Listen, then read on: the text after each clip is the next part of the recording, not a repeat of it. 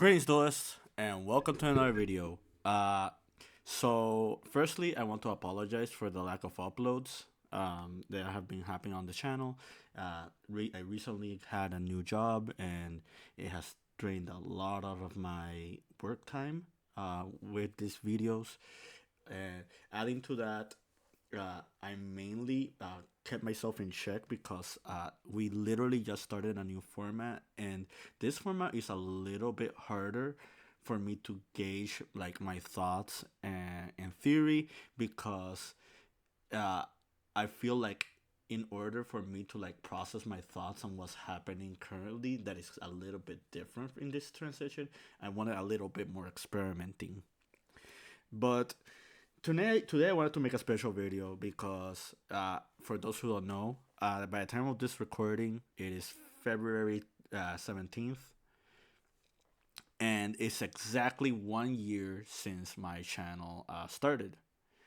And I kind of wanted to talk about well, I'm not gonna talk about every single deck that I profiled on this channel because if you can see, I've made over 200 videos, and this will probably be a super lengthy like discussion tree that it might go on forever if I try to ramble and explain every single thing that is in my channel. However, if you are interested in talking or commenting over anything I have not covered in this past year, at least on this video, feel free to write in the comments and feel free to ask me anything because I am open to like open discussions involving like my content, the game in general.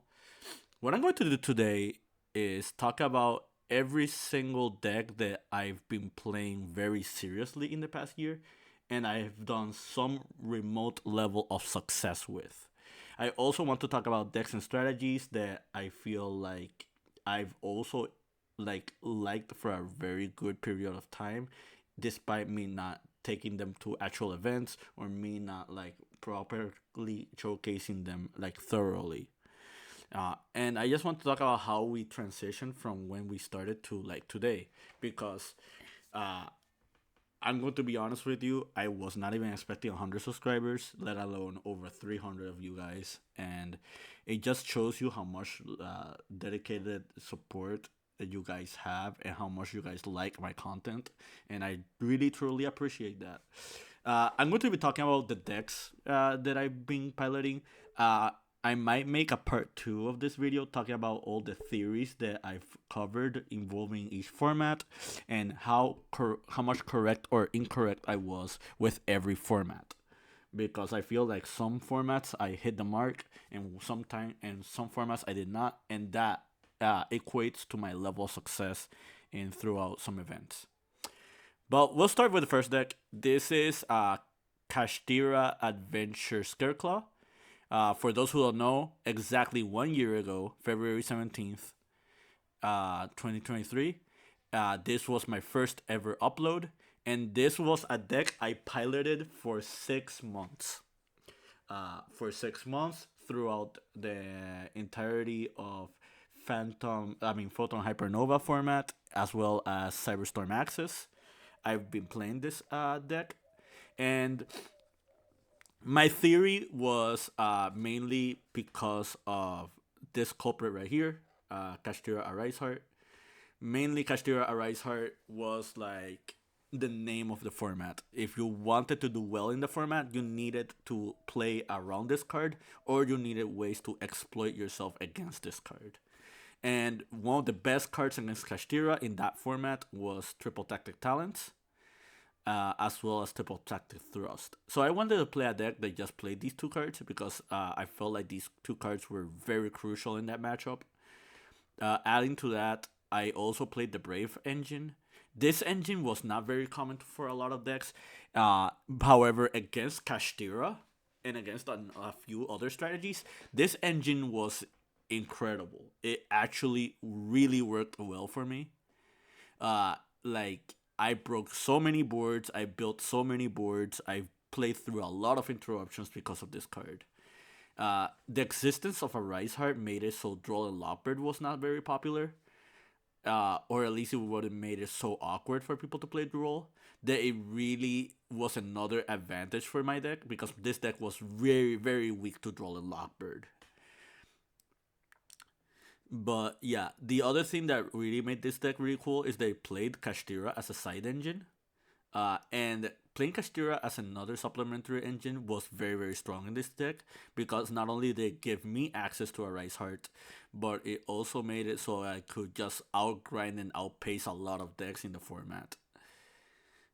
So, uh, overall, I feel like I had a really good level of success. I won a 1K tourney with this deck. I've topped a lot of locals with this deck. I've won so many side events with this deck. Uh, like overall, this was a very good choice for me throughout that period. Another deck that I grabbed at the same time as the Scareclaw deck was the Luna Light tournament deck. So the ban list was recent. You can ignore these two cards. This is an old draft that I had with these two cards. But the list that I showed on the channel was after these cards were gone from the game, and we also had the Ichizu cards limited. So I had another version of this deck, but basically it was like 45 cards, and it worked out for a while, enough to a point where Nesh, fellow Yugi tuber, also piloted the deck and played it for like one or 2 months. It was even showcased in Ready for Duel. So I feel like this concept, uh, despite me not doing well tournament wise, for the general masses and the media, it actually was a very cool strategy. What made me stop playing this deck was the banning of Cyberstein. Cyberstein was very crucial to the strategy because you had a consistent combo that did not rely on milling. They just get you to a solid win condition. You'll see later on in this video that I will cover other tier variants uh, because we did have that happen. But this was a very fun one for me. And the biggest issue with this deck was that we were in a Rice Heart format. And like I said, in a format where a Rice Heart is very popular, you don't want to be playing decks like this one. So I pretty much just put it on the side and I just mainly focused on Kashtira Scareclaw. So that's what happened on that regard. Uh, Another list that I made and I talked about in this channel, and it's very sad to know that this was not very well received, was the Mayakashi deck. So, for context, before I started my channel here, and like before I started making content in this channel, this was one of the first like iterations or decks that I've made that actually like had me be known in the community. Shoutouts to Nesh. So basically, during Ichizu tier format, I built a variant of my Akashi, and it was very very strong back then because against tier, uh, Yuki Onna was a very good natural oppressor. You also had other cards and interactions that just like fit well against the deck. I was playing Zombie World back then, which was a card that was detrimental for them because it made it so they couldn't make Kit Kalos. They couldn't make a lot of their fusion monsters that they wanted to make. Uh, well, another really cool thing about this deck is that you don't care about your opponent milling your cards because half of the cards that they're milling from you were going to be like your Eldritch traps, and milling your Eldritch traps means that you don't lose to triple tactic talents because you're not activating monster effects. You're just activating traps in the end phase, and that also prompted your opponent to use the Ichizu shufflers on your cards a lot quicker. In a format after that one with a Rice Heart, this deck was not as playable. As you can see, there's transactional rollback in this list. I made this list like after rollback. Well, I tackled this list after rollback got announced, but I haven't done like an actual video on it because in testing it was very strong, but I just preferred other options. But yeah, this is a really fun deck, and I think in a graveyard heavy format like the Fire King one that we're currently at, this deck would not be a bad choice as long as you know what you're doing. Uh, I'm going to talk about Chimera for a little bit. This was not in the same timeline as the other videos, but the number one reason I'm covering this is because of Blazing Cartesia and because of Shadows. Uh, I made a video talking about Shadows recently. Uh, Shoutouts to Pack TCG. I know that I pretty much like shouted him out when I made the video. I spoke about his building on a budget series, and on stream he actually played a variant of Shadows and played against Nesh with it. And I already know that he pretty much just looked at my channel and saw like my concept behind Shadows in 2023. Uh, Funnily enough, I feel like this strategy could work for today's format. However, things need to be changed a little bit. Um, I guess I'll talk about Chimera while I'm talking about this. When Chimera got announced in Duelist Nexus, I felt like this was a very, very, very strong engine that would just fit well into an open format. And to my surprise, it did surprisingly better than a lot of people expected. It topped and won a lot of regionals. It topped a couple of YCSs as well, and I feel like this concept is now power crept. However, if more illusion support comes out that really benefits this strategy, I we could see this deck actually doing well again in a foreseeable future. Uh, I'm going to talk about Runic Exosister. So this is a concept that not many people liked, uh, but I felt like this was very cool. This was very unique. I have a video against Lucas Sacco, another fellow YouTuber. Feel free to check out his channel, where I actually beat him playing this deck. He was playing Super Heavy Samurai back when Cyberstorm Access first became legal, and one of the things that made me build Exosister was Sakitama. So I feel like Sakitama really helped the Exosister deck enough to a point where Steven Santoli even won a YCS and even made Worlds competitor with the strategy. But uh, the runic concept was a lot different.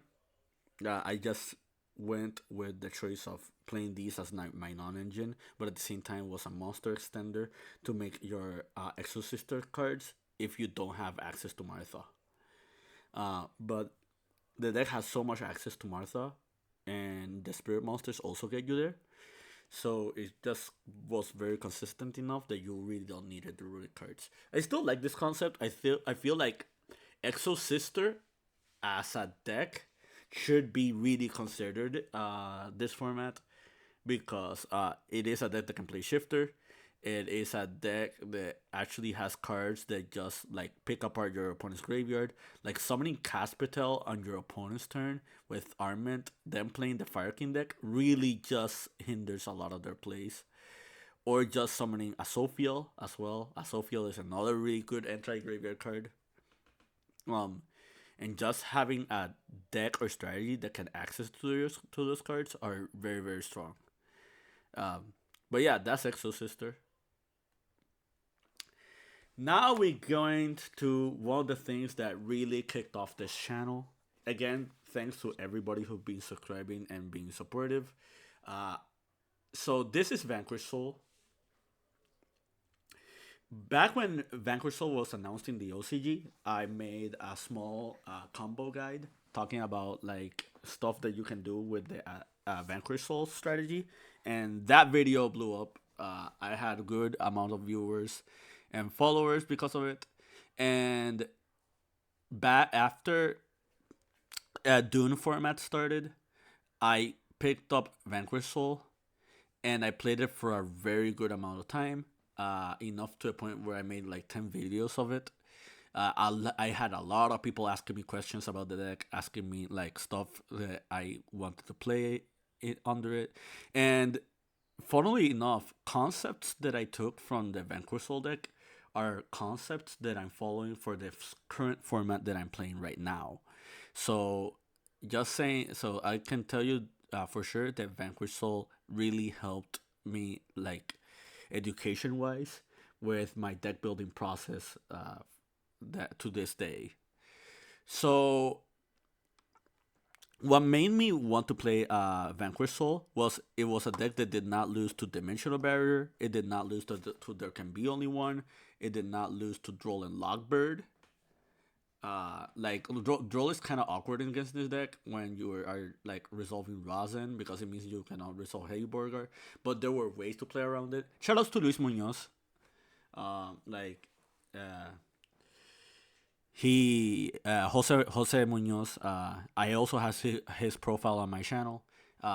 He was talking to me like for a good amount of time, stuff that I should know about this deck, how to play this deck, and strategy like moving forward, and it was very very helpful for me. This got me my OTS championship top. This deck has made me won a good amount of event. I won a 3v3 case tourney with this. I also like won a couple locals with this. I did a lot of well in side events, and overall, this was a very good pick. This was the build I was playing for that current format with the super heavy samurais. It was around the time Soul Blazing Volcano um, got released, so I had access to battling Boxer King Dempsey. And overall, this was very very cool. It really helped a lot, and overall, very cool deck. One of my favorite decks in the past year for sure. I talked about ABC. Uh, I kind of wanted to bring up ABC because Ancient Fairy Dragon got unbanned, and I felt like this was the best Ancient Fairy Dragon deck. Moving forward, I don't know what's the future of ABC, but ABC just has a lot of weaknesses right now, and the strategy is a little bit power crept.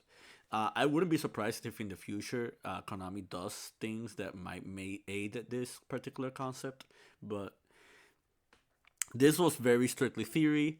A lot of things revolving this strategy are things that I kind of want to accopplate to like the TCG, and it's also was my introduction to like talking about how Asian Fairy Dragon gives you access to cards like this one. So there might be a future where just Asian Dragon is just very abusable, and we get situations where cards like this one are just activated. So I thought about just talking about this deck in theory, but overall it was not like something big. Cosmo. So I had people talking to me about this card, this deck and concept. To this day, I still have people asking me if there's going to be an update profile on it. I do have an updated profile that involves Psychic Processor, involves like a few other things. I still need to upload it, but I feel like this was a very cool experiment when Cyberstorm Access became legal because I wanted to experiment with Visa Starfrost and just wanted to see how many cool interactions that I had with the card. Another really cool concept behind Cosmo is even though it's not in Maestro deck, you can make Chaos Angel with Strawman and Death Destroyer. This also had you give you access to your sprite plays because Strawman is level 2, and I had a lot of ways to get to Strawman, like with the Cosmo cards. So this was not a very successful concept, but it was one of the most fun ones that I've experimented with. And I did steal games from people playing this deck. Will I showcase something like this again? Hey, I'm always open for creativity. So, yeah, I just figure I talk about Cosmos a little bit because I do feel like it's one of the cooler things I did on the channel. Rescue Ace. So When Dune was about to begin, I did a small guide talking about Rescue Ace and how you should tackle the concept moving forward. I wanted Rescue Ace to be one of the main decks that I would be playing this format. Well, for the current format onwards, this was my choice before Vanquish Soul. However, I didn't do super well with it. I pretty much lost like almost every event I played with the deck. And the big issue that I always had with this deck is all the engine requirements that it has. Like this deck just was naturally breaking due to like how many non-engine cards you have to play in your deck, and there's also the consensus of whether or not you should play the impulse in your strategy, uh, the amount of board breakers and hand traps that you needed to balance. Uh, Overall, the deck just felt very weak for me, and I didn't look past it. This was all during Dune format. After Dune, when the Sinful Spoils engine arrived, the deck became a lot more consistent and, well, to the point where it was winning and topping a lot of events. Even then, I still didn't want to go back to Rescue Ace because I felt like relying on another sub engine in order to like fulfill your plays was not going to fix the brick problem that it had.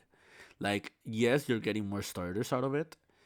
However, if you draw many redundant copies of those starters, and those are all for your one card plays, and your opponent actually interrupts them, and you have your awkward non engine cards or engine requirement cards as the rest of your hand, then it just becomes very unorthodox for you. And you know, shout outs to Gary Rosas, shout outs to like fellow EJ gaming team members. Some of them have been piloting this deck for the longest time, and they can concur with my statements and my sentiments when it comes to this strategy. Unchained Labyrinth. So I talked about this deck a fair amount prior to Charvara's limitation. I took this deck to a couple of events. As opposed to the rescue deck, this was one strategy that was not going well for me at the very beginning. But after one or two more events, I just was doing very well with it. And the problem was not the deck choice. The problem was not was not the card ratios.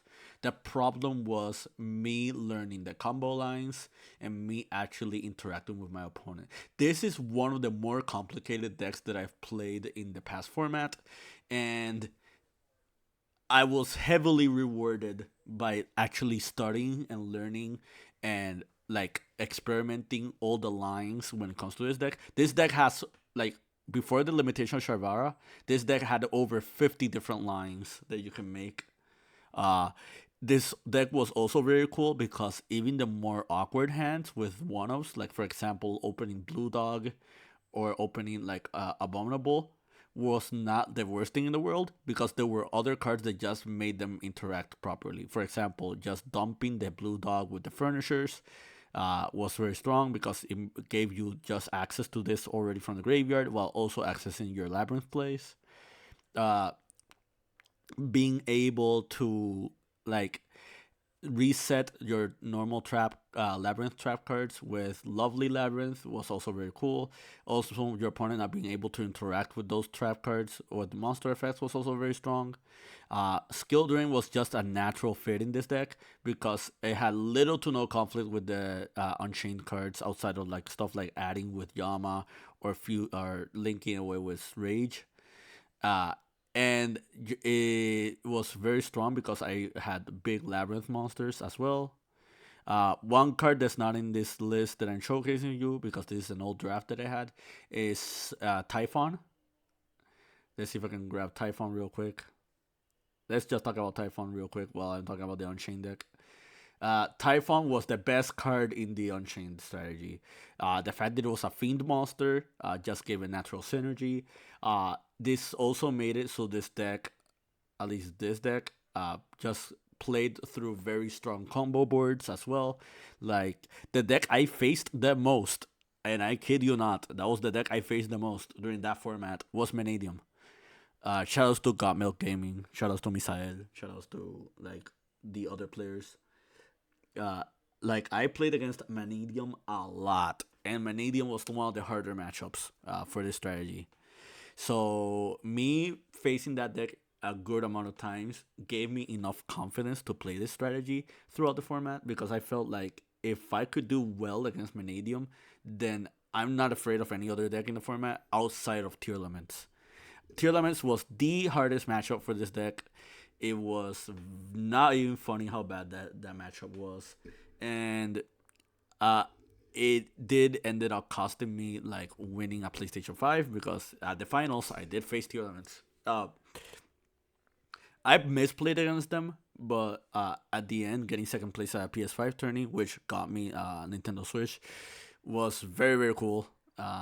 And I want to like shoutouts to Roca. He lended me the entire deck. So let's talk about Tistina. When the Tistina second wave arrived from Age of Overlord, a lot of people just brushed off the concept. A lot of people just thought Tistinas were not that good. Uh, and sadly, I have to concur with that statement. Like Tistina as its own deck, like if you compare it to Sinful Spoils and you compare it to like SP Little Knight compared to like Eddie, other really cool things that happened in Age of Overlord that got released, it just felt very short. I feel like Konami just fumbled the bag when it came to like secondary support for this archetype. However, there is a lot of combo potential behind Tistina, potential that people just are not familiar with, and it prompted me to build a Spunk hybrid of this deck. I also made a Goblin Raider concept of this strategy. There is also on the channel. But I wanted to talk about the Punk one first because this one was the one that really kicked off, like me talking about Tistina. I pretty much became like one of the ambassadors of Tistina is like when it came to like YouTubing. I feel like the engine of Tistina is not bad by any means. It does require a lot of practice. The engine is not the strongest engine, like at all. But like if you notice that like I don't play that many hand traps, and the reason I don't play that many hand traps in this deck is because as a board breaking strategy, Tistina actually does have a function. Fun fact: Tistina is Vanquish Soul's worst matchup. Like I'm not even kidding. Like Tistina will pretty much eat any Vanquish Soul player alive. So if Vanquish Soul ever becomes the best deck, look into these cards. Like it's not even funny. So let's talk about Valiant Smashers. So Valiant Smashers first arrived. I was very very interested in both Centurion and Memento. And Memento was a strategy that I actually experimented with for a good amount of time. For at least 1 month, I've been actually playing the deck nonstop.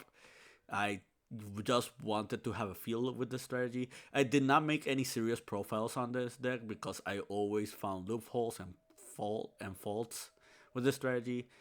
In the end, like Unchained was just better Memento to me. However, after like Legacy of Destruction comes out, I feel like this strategy will be a lot better than it is right now. I feel this strategy has a lot of potential. This card just came out of Phantom Nightmare, the Gaddock. Gaddock is a really good card for this deck because this deck now has three more starters now because of the existence of this card. Uh, if you guys ever want me to do like more in depth like talk about Memento pre Legacy format, just let me know. But for now, I just want to talk about Memento for a little bit.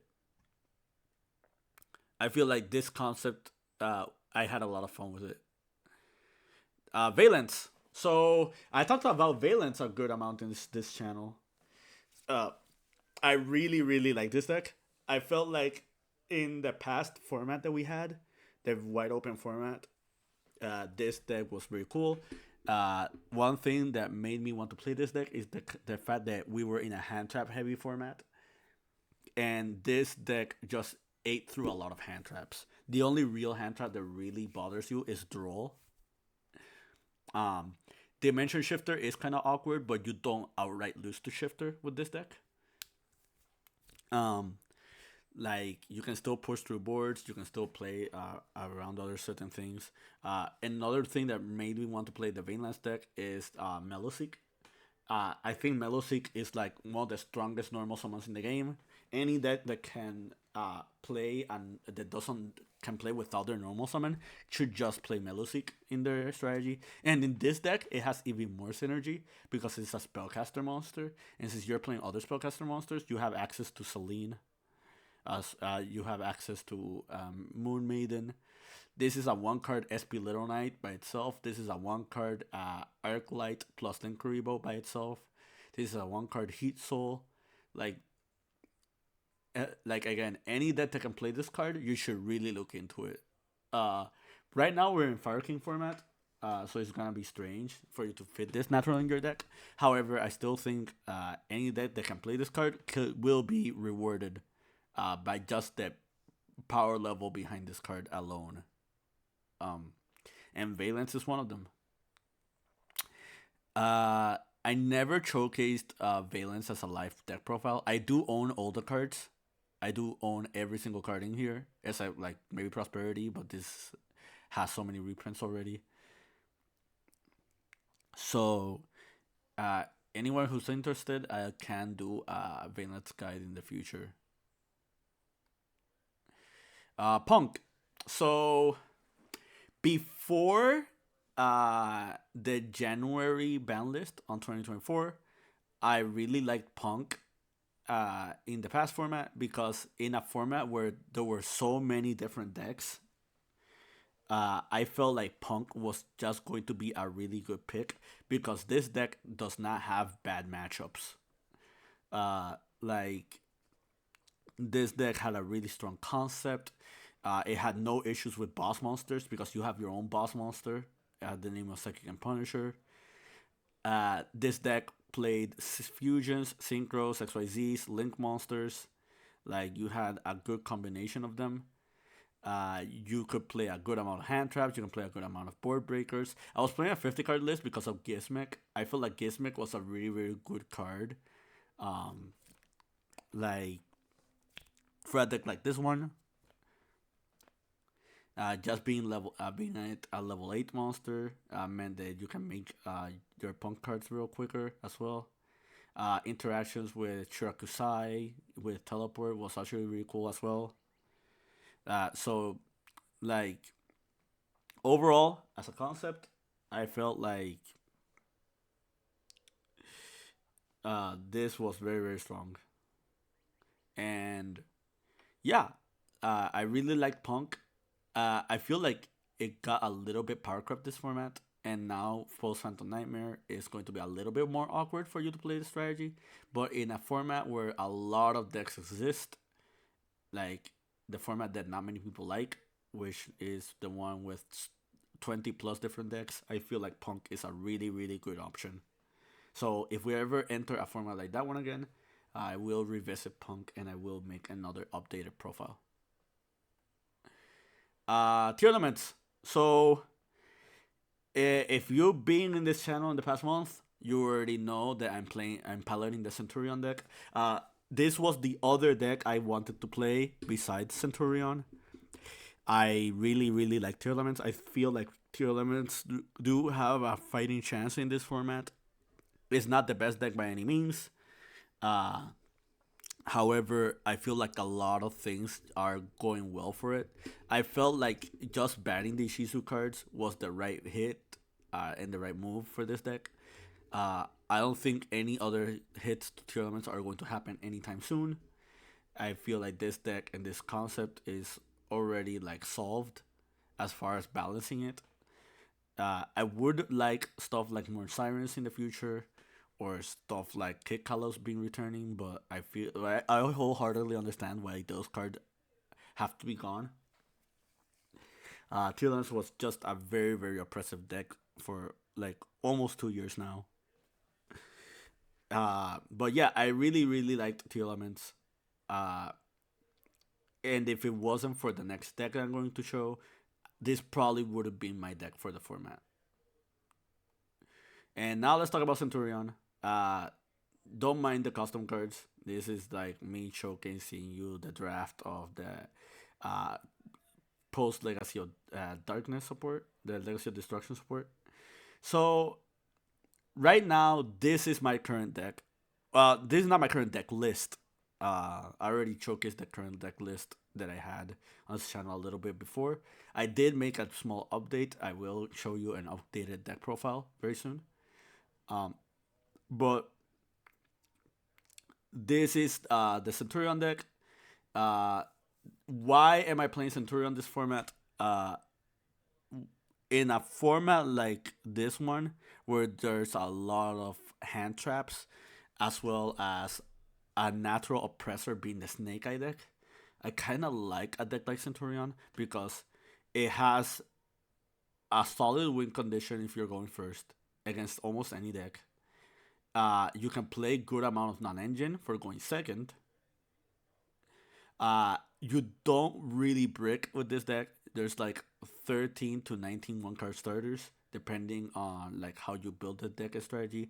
And my one issue that I found with one card combo decks in the past is if they don't have play good enough extenders, the deck just falls flat because you're relying on those one card starters to just have your engine rolling.